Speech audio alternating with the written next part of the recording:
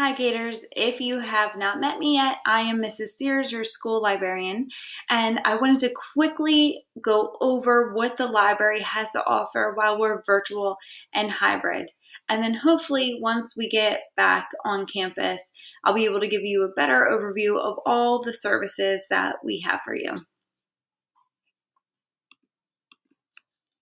So since we can't be on campus physically, we've created a virtual library that has the quick links for you of all the main services that you'll access through the library. The first one is our library website, which I'm on right now showing you this. But if you click on this link here, it will take you to the library webpage. The webpage pretty much has everything that you will possibly need while we're virtual and hybrid. And even when we get in school, it has a lot of the services that you may want access to. Very important is the catalog, the book catalog, any information you need on how to find books, ebooks, and audiobooks, information on research, activities and programs. We do have events and services like Curbside Pickup this year. You can even order a book bundle this year. So if you're not sure what books to pick and you want me to pick them out for you based on your interest, you can order a book bundle. As students, you can reserve the library for yourself. Obviously not right now since we are virtual, but eventually when we get back on campus and you want to have an event in the library, you as students have that right to do that. And then there's information about the library staff, and you will always see an up-to-date calendar of what's going on in the library. So if you're not sure, if there's classes or things like that going on, again, once we're on campus, you can look at the library calendar here. Okay, moving back to our virtual library, that was everything for the library website. And I gave you a really quick overview of that website. And that is because what I did in the virtual library for you is provided a quick link to a lot of the other services that you'll be needing. So the main ones, basically. If you want to access the book catalog, you can click on this. And this is what our book catalog looks like. This is where the ebooks and audiobooks are, but this is also where our physical books are as well. If you want a physical book this year, as this message is telling you, you can request a curbside pickup and just click on that easy link there and it'll take you back to the website where the order form is. When you're searching for books, we do have everything organized by genre. You have genre tiles here. So if you were looking for a book that was, you're looking for a horror book specifically, you can click on the horror genre and it will pull up all the horror books that we have in the library. Aside from the genres, you can scroll down to popular titles. So books that students are frequently checking out, you'll see here. So if you're looking for what others are reading, that would be a good place to go. We also have ebooks and audiobooks in the library as well. If you want to access them, all you have to do is log in. And when you're logging in, it's everything before the @ sign on your gateway email. So if your name was John Smith and you're graduating, let's say this year, your graduation year will be 2021. It's going to be the first letter of your first name, so J, and then your full last name. So that's everything before the @ sign on your gateway email. Your password is just your PowerSchool password. If you have any issues accessing the catalog and logging in, please let me know and I will fix it for you. I'll reset your password. Once you log in, you'll see that you have a profile on the library catalog, but you'll also see that now you'll be able to access those ebooks and audiobooks and read within our catalog. All you have to do is hit play. Same thing when you're going to a ebook, and you will see something that looks like a track. And it will keep your place for you too. So even if you have to exit out and go back, you can. It will remember as long as you're logged in.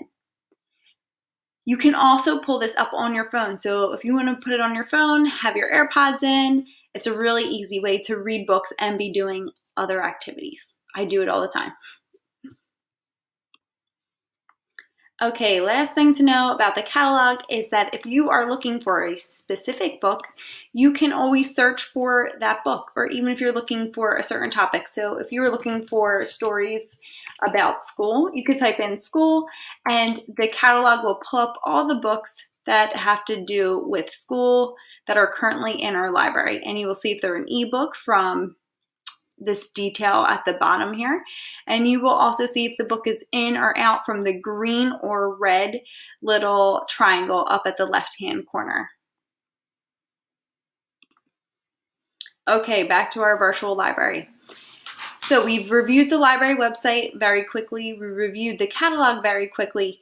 The next quick link that you should know about is databases. The library is responsible for giving you reliable resources. So when your teachers are giving you projects or assignments and they want you to find articles that are scholarly, which means people in the academic field who work on it have checked it and have put out the information. It's not just some Joe Schmo on the internet writing his blog. You can go to the databases. These ones are called the EBSCO databases. These you may not be using in your first year.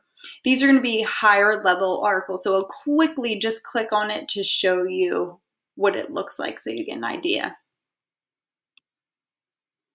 Okay, so these are our EBSCO databases, which if you're on the website, you can also reach them under research databases. And again, these are more of the expert information. If you need to log in, here is the login info right at the top so you don't lose it. You may be using maybe like a biography reference bank or something like that if you're looking for information about a specific person. This would be a great way, instead of just Googling and not being sure if the person's giving you reliable information or not. Going through a database like this that's just on biographies, you know that, I'm just going to use the word Smith again and see what comes up, that the information is reliable. So now we see a bunch of people with the name Smith, and I can review information about them in a reliable way. I know that this information is pretty close to being as correct as it can possibly be. Okay, so these were our EBSCO databases. You can see that they're organized by category. So depending on what class you're in, you may want to look in that bubble. And then if you're not sure where to go, you can always go to general research, which is in the middle here. Back to our virtual library again, we have another database called Discovery Education. Discovery Education is a great place for you to go. You just click on this image here. There's videos. It's like the YouTube of accurate and reliable information. You log in with our gateway information, which again is at the top.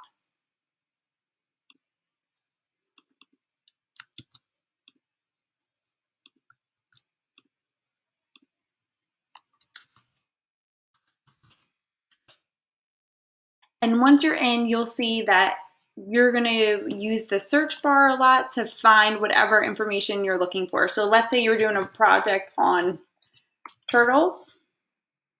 That turtle there. You can search turtles and then it will give you channels. So sort of like YouTube channels, playlists of information about turtles, videos, images. This is a great way to find reliable information, but also kind of take ownership over the learning process. You get to decide how you want to learn about the information. So if you're someone who likes videos, you can go to Discovery Education to watch the videos there instead of reading this big long article. Or if you're someone who would prefer to read, you can go to text here and read the articles that they have and maybe combine it with some images or even interactive games that they have on here. Again, you do not have to use this just to search animals. You can put anything in here. So if you wanted to know about the Civil War, same thing. put it in, and information will come up for you. Okay, moving on to our last tile here, which is the monthly activities. If you click on the monthly activities, you will see the craft and challenges, the STEAM challenges that you can take home. So while we are virtual and hybrid, we will be packing up the monthly library activities. The library normally has crafts and STEAM challenges for you to do during lunch. You can come into the library during lunch or after school. But since we can't physically be in the library, we're going to pack up a bag and you can take it home and work on these projects on your own. This month, September, we're doing a banned book magnet and an invisible ink banned book message. And again, we'll give you all the supplies to do that. You just have to click here for schedule to schedule your curbside pickup.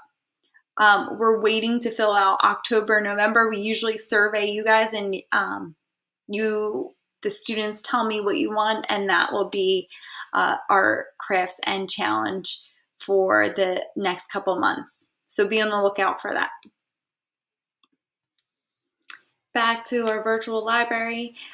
We do have some quick links written on the whiteboard for you. So if you're doing curbside pickup for either physical books and or the crafts or challenges, you can click here and it will take you to the page you need on our website to find whatever information is necessary. So the schedule, what the month's craft and challenges, and the order form. The order form is where you're going to put all of your information in and to schedule the date that you would like the pickup to happen. And again, we will be on location at multiple places.